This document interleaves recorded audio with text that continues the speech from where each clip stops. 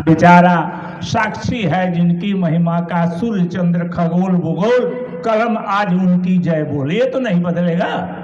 जमीन ने तो उसको देखा है, आसमान ने तो उसको देखा है, जलते हुए सूरज को तो देखा है। आप भले लिखे या नहीं लिखे, लेकिन हम हैं और किसी के कारण से नहीं है। बाहैसियत बामुलाहिया अपनी ताकत के बल पर, अपनी बाजुओं के बल पर, अपने बालिशता के बल पर, अपने क्षमता के बल पर, अपनी योग्यता के बल पर, अपनी एकता के बल पर, अपने समन्वय के बल पर, अपने सहयोग के बल पर आज हिंदुस्तान में किसी एक यादव, इंक्लूडिंग आपके नेपाल भी हम जोड़ते हैं, दोनों को मिलाकर के किसी एक यादव का कम्युनिटी का सर्वाधिक विकास का दर है तो वह यादव लोग है। मैंने बहुत पहले एक लेख लिखा था कि 1990 के बाद, 1990 के बाद हिंदी भाषी बेल्ट में, जिसको बीमारू राज आजकल कहा जा रहा है, उसमें किसी ऊंची जाति को, ये विष्णुधी को छोड़ दिया जाए तो, मेरा मतलब उत्तर प्रदेश के वर्तमान बाबू साहेब राजेंद्र सिंह बिष्ट को छोड़ दिया जाए, जिसको आप लोग जोगी जी कहते हैं, है ना, उनके पहले तक पिछले 30-25 वर्षों में मंडलवाद के बाद में उत्तर बिहार के हिंदी बेल्ट में एक भी गैर यादव, पिछड़ी जाति को छोड़ करके ऊंची जाति का एक भी चीफ मिनिस्टर नहीं हुआ पॉलिटिकल पावर शेयर करने का, स्टार्टिंग फ्रॉम लालू प्रसाद यादव। लेकिन इसका डर तो बहुत पहले फैल गया था। और मैं आपके आख्यान का, वेद शास्त्र का तो ही तो ज्यादा चर्चा हुई है, उसका मैं चर्चा नहीं करूंगा, बेकार का समय ज्ञान हो जाएगा। मैं सिर्फ मॉडर्न आधुनिक बात ही कहूंगा।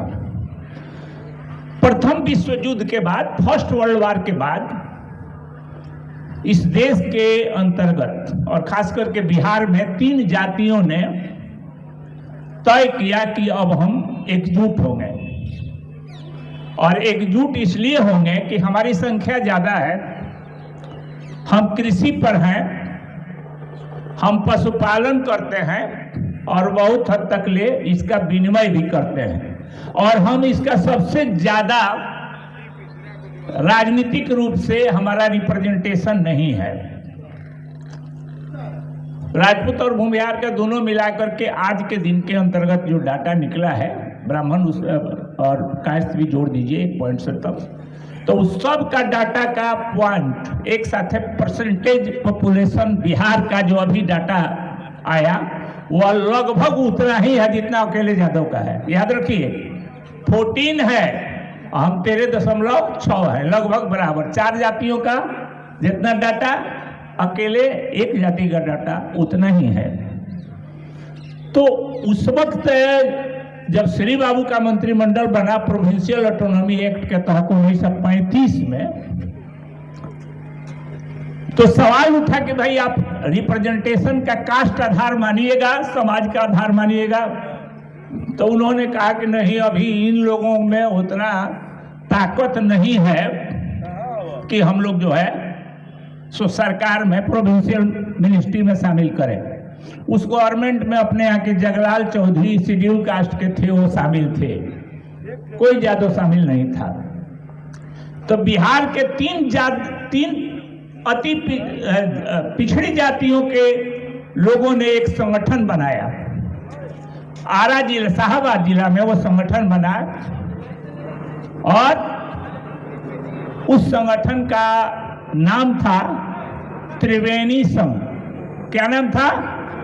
एकदम याद रखिए, भारत की आजादी में त्रिवेणी संघ ने जो योगदान दिया उसी के चलते आपका रिप्रेजेंटेशन होता है। क्योंकि 2011 का मुखिया जी जब डाटा आया तो रिप्रेजेंट जब हो गया तय कि नहीं साहब कोटा मिलेगा, कि इसके पहले तक उनका कहना था कि नहीं साहब सिंगल पोस्ट है मुखिया का, सुप्रीम कोर्ट में मामला गया तो इसमें रिजर्वेशन नहीं होगा।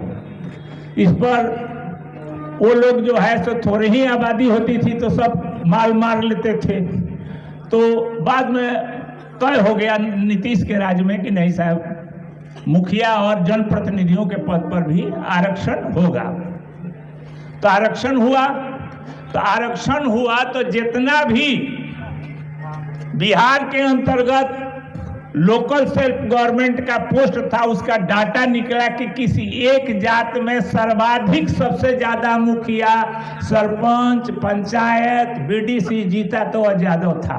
यह डाटा था 51,000 पूरे बिहार में फर्स्ट। आपने हमको घेर दिया कि नहीं देंगे आरक्षण, तब भी हम जीत करके आए। क्यों? क्योंकि हमारा सामाजिक बदलाव वहां पर पहुंचा है। इसका असर कुर्मी, कोयरी और जादवों ने शाहबाद जिला में त्रिवेणी संघ नामक जिस संस्था का निर्माण किया था, उस संस्था ने कहा कि हमें भी राजनीतिक रूप से अब अधिकार मिलना चाहिए। और जब यह आगे संस्था बनी तो पहला बार पार्लियामेंट्री सेक्रेटरी बने दाऊर भाई सियानंदन मंडल जी। और आज की तुलना में कम संख्या में आप आए हैं। अखिल भारतीय जादव महासभा संगठित हुआ और उसके सालाना अधिवेशन होने लगे।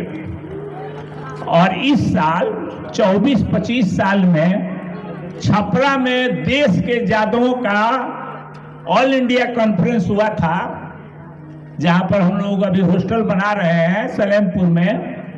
उसी वक्त